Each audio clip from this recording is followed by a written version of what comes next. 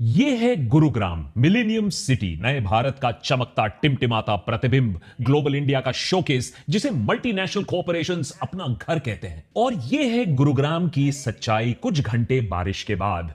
हमारे देश में कोर्ट, कैग, पीआईएल सबको दबा दिया गया है, लेकिन इंद्र देवता कुछ ही घंटों के अंदर करप्शन, धांधली, दलाली की पोल खोल देते हैं। और एक दिन के लिए ही सही, लोगों को टैक्स देने के बाद भी कॉकरोच होने का एहसास भरपूर होता है। दरअसल बेंगलोर और मुंबई की तरह किसी ने गुरुग्राम की हाइड्रोग्राफी को ध्यान से पढ़ा ही नहीं। यह शहर एक टाइम पर शहाबी रिवर बेसिन का एक हिस्सा हुआ करती थी, जहां सीजनल लेक्स हुआ करते थे।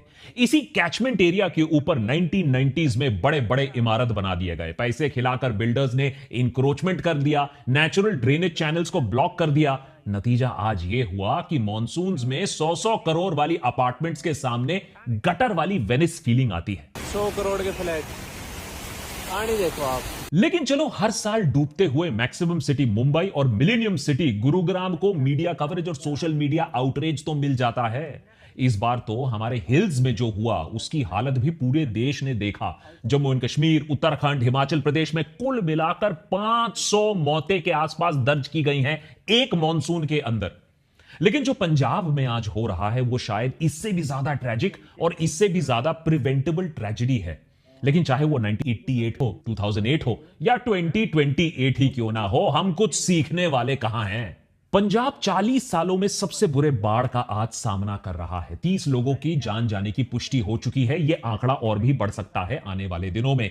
3 लाख एकड़ की खेती बाड़ी तबाह हो चुकी है। 1000 से ज्यादा गांव डूब चुके हैं। 12,000 लोगों को रेस्क्यू किया गया है और हजारों और बेघर हो चुके हैं। हिमाचल प्रदेश और जम्मू एंड कश्मीर में तेज बारिश के चलते सतलज और ब्यास और रावी नदी उफान पर है। बाढ़ का पानी गुरदासपुर, अमृतसर, तरनतारन, फिरोजपुर, पठानकोट, कपूरथला, होशियारपुर डिस्ट्रिक्ट्स में तबाही मचा रहे हैं। रावी और ब्यास नदी पर आधे दर्जन परमानेंट या टेम्पररी एम्बैंकमेंट्स भी कोलैप्स कर चुके हैं। पानी का बहाव इतना तेज है। और उधर भाखरा, पौंग और रंजीत सागर जो बांध है, उन पर भी पानी उनको छोड़ना पड़ रहा है, जिससे आने वाले दिनों में और भी गांव और भी शहर और स्कूल, खेती बाड़ी पानी के नीचे जा सकते हैं।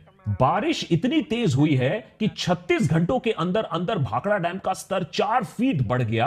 अभी डैम अपने डेंजर मार्क के आसपास आ चुकी है।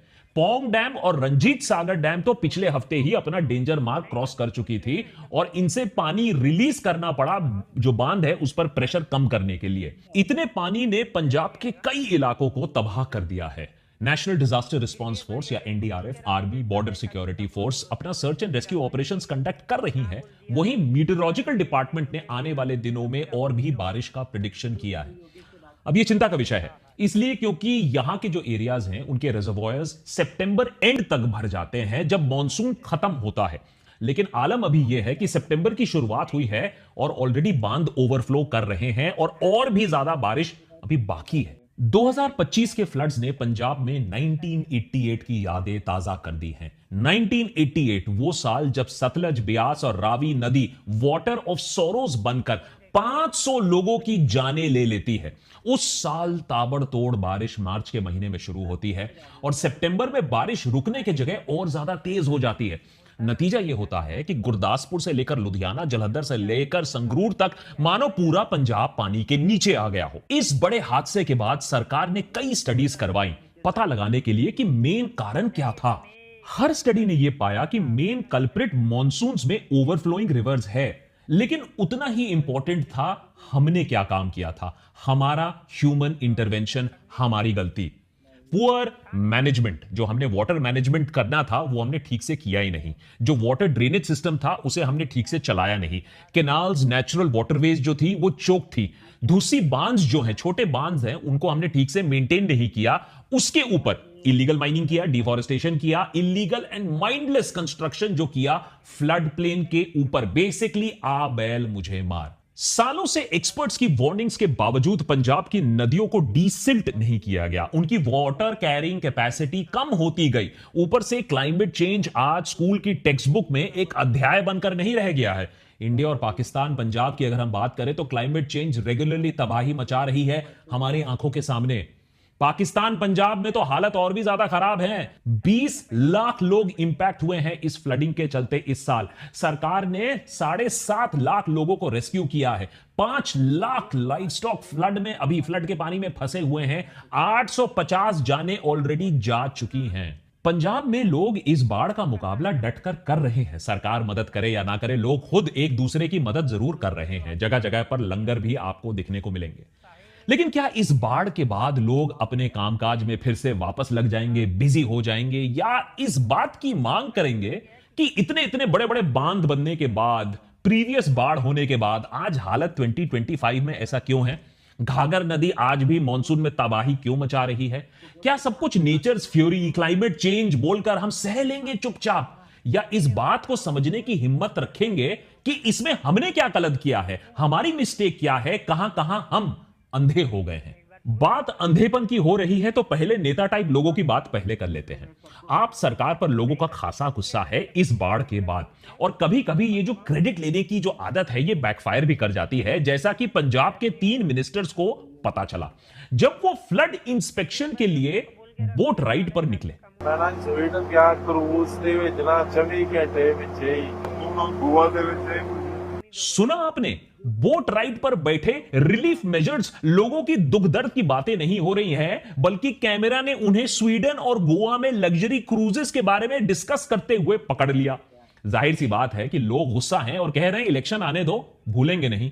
उधर भगवंत मान प्रधानमंत्री को चिट्ठी पर चिट्ठी लिख रहे हैं कि पंजाब के 60,000 करोड़ रुपए जो फंड्स हैं वो सेंटर के पास जो फंसे हुए हैं उनको भाई रिलीज कर दो, जिससे हम लोगों का रिलीफ, रिहैबिलिटेशन और एड कर पाए।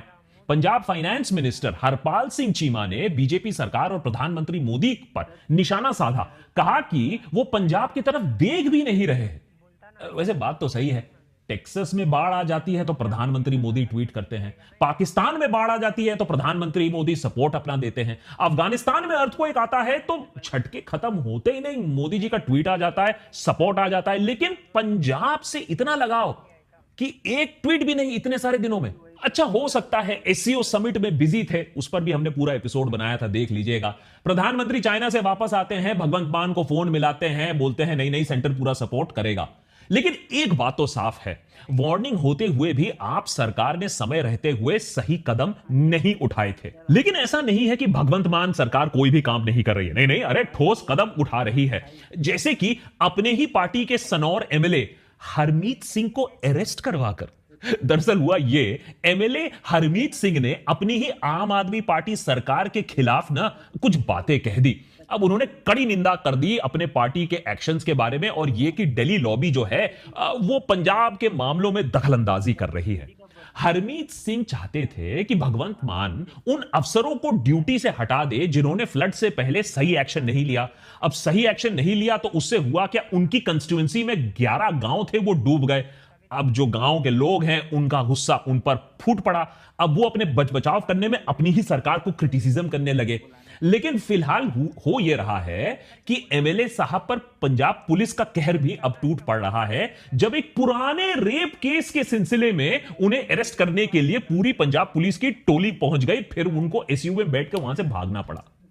देखिए, हर आपदा में राजनीतिक पार्टियां अपना अवसर ढूंढती हैं। आम आदमी पार्टी सरकार को भी अपना हिसाब तो देना पड़ेगा जब इलेक्शन आएगी। कांग्रेस पार्टी आपको फेलियर बता रही है इस फ्लडिंग के बाद।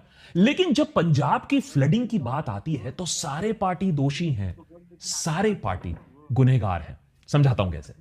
पंजाब को लैंड ऑफ द रिवर्स कहा जाता है और रिवरीन एरियाज में कुछ हद तक फ्लडिंग होना काफी नॉर्मल है। लेकिन जिस फ्रीक्वेंसी और जिस इंटेंसिटी से पंजाब में फ्लडिंग हो रहा है वो कहीं से भी नॉर्मल नहीं है।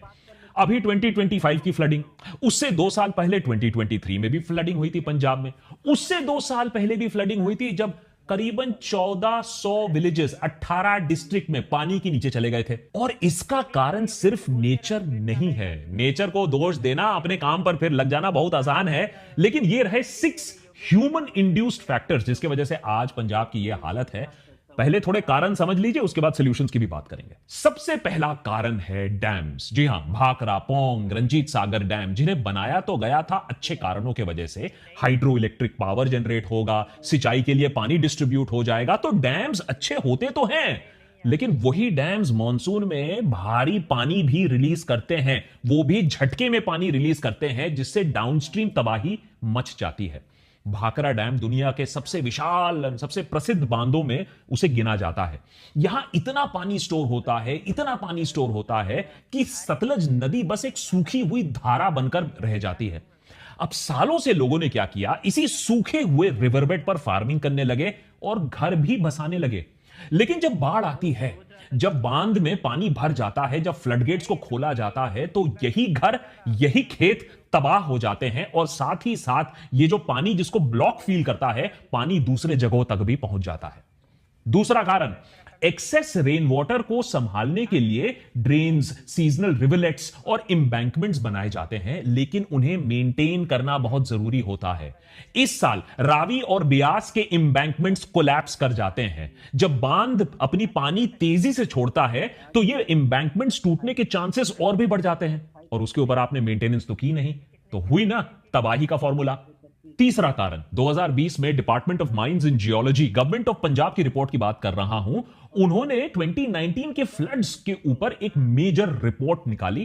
कारण निकाला कि सिल्ट एक मेजर रीजन है पंजाब में फ्लडिंग की वजह से। नदी अपने बहाव में, आपको मालूम है, सिल्ट कैरी करती है, इससे फर्टाइल प्लेन बनते हैं, उसी फर्टाइल प्लेन पर खेती होती है। यह बेसिक जियोग्राफी है। लेकिन इंसानों ने रिवर को कंट्रोल करने के लिए दोनों साइड पर एम्बैंकमेंट्स बना दी ऊंची ऊंची। नतीजा यह हुआ कि सिल्ट अब एक बहुत छोटे और बहुत पतले कॉरिडोर में जमा होने लगा, और इसका नतीजा होता है कि नदी की जो वाटर कैरिंग कैपेसिटी होती है वो कम हो जाती है। अब पानी है भाई साहब, वो तो अपना रास्ता कहीं ना कहीं ढूंढ ही लेती है, और भारी नुकसान फिर किसानों को सहना पड़ता है। अब पंजाब सरकार को इस रिपोर्ट को देखकर, इस रिपोर्ट को पढ़कर एक डीसिल्टिंग प्रोग्राम शुरू करना था, क्योंकि इससे नदी की वाटर कैरिंग कैपेसिटी 15,000 से 50,000 क्यूसेक तक बढ़ सकती थी। एक छोटा एग्जांपल देता हूं। सतलज नदी 416 किलोमीटर का बहाव है, 1500 मीटर्स का इसकी चौड़ाई है। वाटर कैरिंग कैपेसिटी बोले तो 2 लाख से 3 लाख क्यूसेक है इस नदी में। लेकिन सिल्टिंग की वजह से, सरकारी रिपोर्ट बोल रहा हूं, सिल्टिंग की वजह से नदी की कैपेसिटी कम होकर 80 से 90,000 क्यूसेक रह गई है। अब जब कैरिंग कैपेसिटी ही इतनी कम हो जाएगी तो नेचुरली फ्लडिंग तो होगी ही, क्योंकि नदी का पानी कहीं ना कहीं तो जाएगा। यह सब जानते हुए भी सरकार ने इस पर खास फोकस नहीं दिया। आप सोचो, जो फ्लड रिलीफ में काम कर रहे हो, जो फ्लड रिलीफ में आप पैसा लगा रहे हो, वही पैसा अगर आपने डीसिल्टिंग में लगा दिया होता तो पंजाब के आज इतने बुरे हाल ना होते। चौथा पॉइंट, फ्लड प्रोन एरियाज के ऊपर कंस्ट्रक्शन करना जानबूझ के। आज अगर पटियाला अंडर वाटर है तो वो इसलिए है क्योंकि शहर के कई हिस्से चोल या सीजनल रिवरलेट लैंड के ऊपर बना दिए गए हैं। अब ये इलीगल है, लेकिन इस इलीगल कंस्ट्रक्शन की मंजूरी खुद स्टेट के urban planning and development authority ने दी है, तो कर लो बात। पांचवा कारण, पंजाब की पैडी कल्टीवेशन भी सिचुएशन को और बिगाड़ती है। पहले कॉटन, मेज कल्टीवेशन हुआ करता था। पंजाब के एग्रो क्लाइमेटिक कंडीशन को यह सूट करता था। एक्सेस रेन वाटर जो होता था वो जमीन में खिंच जाती थी, लेकिन पैडी को तो पहले से ही स्टैंडिंग वाटर चाहिए होता है। तो अगर इसके ऊपर आप बारिश करा दोगे तो natural absorption into the land तो होगा नहीं। छठा कारण, क्लाइमेट चेंज, और जिस आग में हम और घासलेट आज डाल रहे हैं। नॉर्थ पोल, साउथ पोल के बारे में तो आपने सुना है। हिमालयस को दुनिया का 3rd पोल कहा जाता है, और क्लाइमेट चेंज का इंपैक्ट पहले यहां दिख रहा है। हिमालयस के ग्लेशियर्स और पर्माफ्रॉस्ट एशिया के 10 मेजर नदियों को फीड करते हैं, जिन नदियों के भरोसे बाय द वे 1.3 बिलियन लोगों की जिंदगी चलती है। लेकिन क्लाइमेट चेंज के चलते ग्लेशियर्स तेजी से रिट्रीट कर रहे हैं। वाटर फ्लो जो हो रहा है वो अनप्रिडिक्टेबल बन रहा है, जिसकी वजह से फ्लड्स, लैंडस्लाइड, फ्लैश फ्लड्स हैं, उनके चांसेस बढ़ रहे हैं दिन ब दिन। जैसे कि घाघर एक सीजनल रेनफेड रिवर है, माने उसके ऊपर ना कोई बांध है, ना कोई वाटर कंट्रोल फीचर है। लेकिन जब हिमाचल, हरियाणा से भारी बारिश होगी, उनके कैचमेंट एरिया में बहुत ज्यादा अगर बारिश होती है, तो यह पानी का उफान इस नदी में आ जाता है और पंजाब में तबाही मचाता है। तो यह पूरा इंटरकनेक्टेड होता है। यह मैंने आपको सिर्फ कुछ कारण बताए हैं, कारण इससे भी ज्यादा है। अब आप बोलोगे कि फिर सोल्यूशन क्या है? ये तो क्लाइमेट चेंज है, हम कुछ कर नहीं सकते हैं। कर बहुत कुछ सकते हैं। पूरी चीज अगर खत्म नहीं कर सकते हैं तो मिटिगेट कर सकते हैं, माने जो जान माल का जो नुकसान होता है उसे कम कर सकते हैं। देखिए, सबसे पहले तो मैं हमेशा कहता हूं, मैं पहले आपको मानना पड़ेगा प्रॉब्लम है। आधे लोग तो बोलते हैं प्रॉब्लम ही नहीं है, सब चंगा सी है।